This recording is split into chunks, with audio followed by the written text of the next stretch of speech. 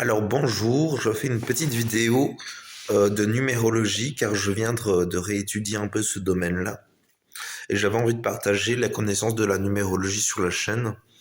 Donc je vous propose une petite vidéo de numérologie.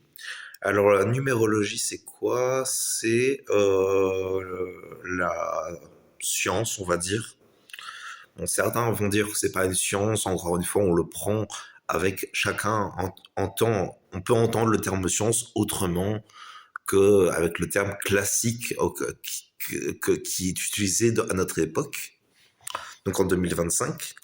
Vous voyez, on peut prendre le terme science comme euh, connaissance de la symbolique, expérience, science concrète. Donc là, on est vraiment dans la science scientifique, la méthode scientifique. Donc vous voyez, on peut le prendre de différentes façons, ce terme de science. À la base, la science, c'est essentiellement avoir une connaissance, une expérience. C'est simplement connaître quelque chose. Et ça peut se faire par la science réelle, mais aussi par son expérience. Donc voilà. Donc la numérologie, c'est donc cette science des nombres qui sont abordés de manière symbolique et auxquels on associe à chaque nombre une symbolique particulière. Par exemple, pour donner les thèmes, enfin je vais en parler après plutôt.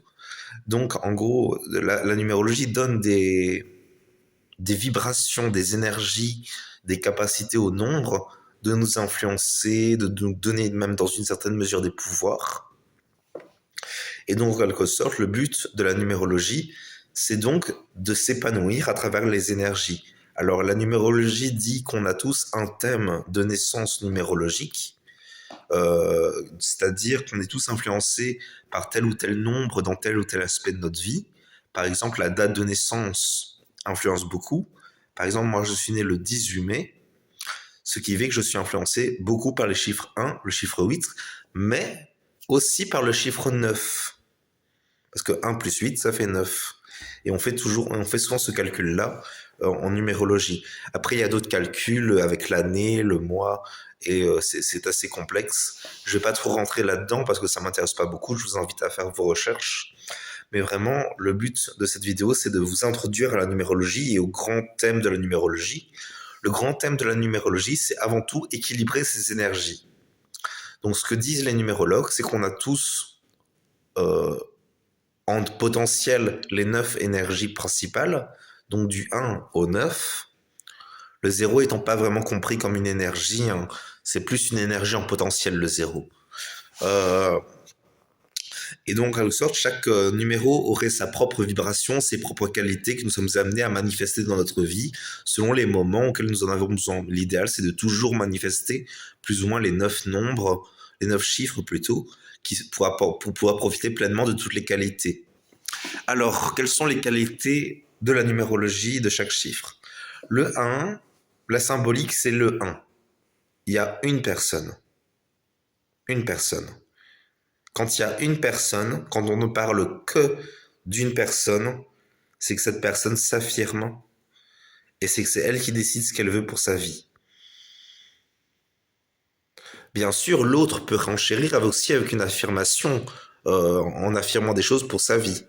Mais à la base du 1, c'est quand même quelqu'un qui affirme quelque chose pour sa vie.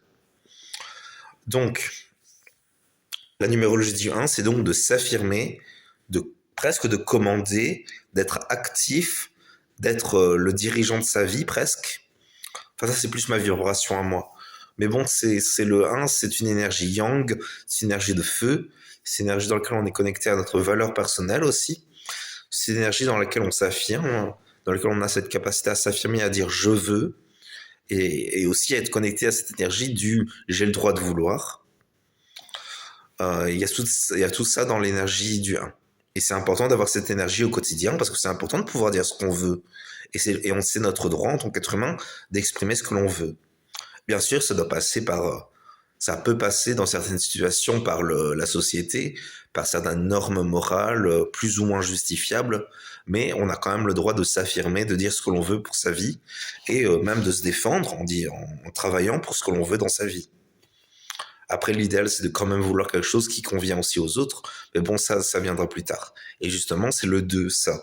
Le 2, c'est quoi? C'est quand il y a deux personnes. deux personnes. Et ces deux personnes, elles veulent être à deux. Le 2, c'est la douceur. Douceur. 2. C'est la tendresse de deux personnes qui s'aiment et qui veulent partager quelque chose ensemble. Ça, c'est le 2. C'est très relié notamment à l'énergie taureau, le 2. Ensuite vient le 3. Le 3, c'est plus la douceur, c'est l'expressivité et la création. C'est la communication, la création, c'est l'enfantement aussi. Je connais pas très bien l'énergie du 3, mais c'est tout ce qui est communication, tout ce qui est expressivité et enfantement. C'est le désir après que l'homme a dit a proposé en mariage et exprimé son vouloir d'épouser la femme, après qu'ils ont vécu à deux et qu'ils se sont bien épanouis ensemble, vient le 3 qui veut dire on a besoin d'un enfant maintenant. Ça c'est le 3. Ensuite, après le 3 vient le 4, c'est le deuxième enfant, et là c'est le fondement, car on dit souvent que pour qu'une famille soit épanouie, il faut deux enfants, c'est une règle globale qui a été créée lors des années, des années 1900, la famille atomique, on appelait ça. Et c'est vrai que ça a son sens, mais il ne faut pas l'imposer non plus, faut pas trop moraliser les gens là-dessus, mais c'est vrai que c'est mieux quand même, il faut quand même le dire.